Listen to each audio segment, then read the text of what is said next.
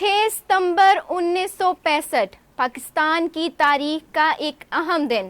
یہ وہی ناقابل فراموش دن ہے جس دن بھارت کو رات کی تاریکی میں پاکستان پر حملہ کرنے کا ایسا منہ توڑ جواب ملا کہ بھارت دوبارہ ایسی غلطی کرنے کا سوچ بھی نہیں سکتا۔ 6 ستمبر 1965 کو پاکستانی قوم نے بھارت کو ایسی ضرب لگائی جس کے زخم آج بھی بھارت کو شدید تکلیف دیتے ہیں۔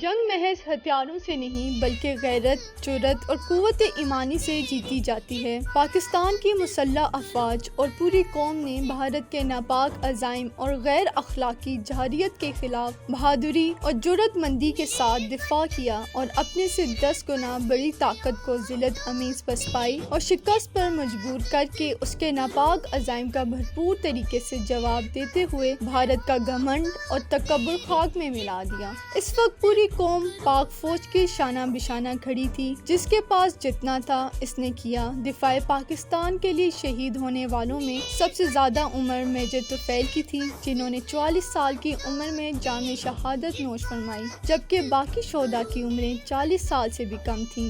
سب سے کم عمر راشد منہاس نے 20 سال 6 ماہ کی عمر میں شہادت کا رتبہ حاصل کیا۔ نشان حیدر پاکستان کا سب سے بڑا اعزاز ہے جو صرف ان پاک فوج کے نوجوانوں کو نصیب ہوتا ہے جو انتہائی بہادری کا مقابلہ کرتے ہوئے وطن کے لیے جان کا نذرانہ پیش کرتے ہیں۔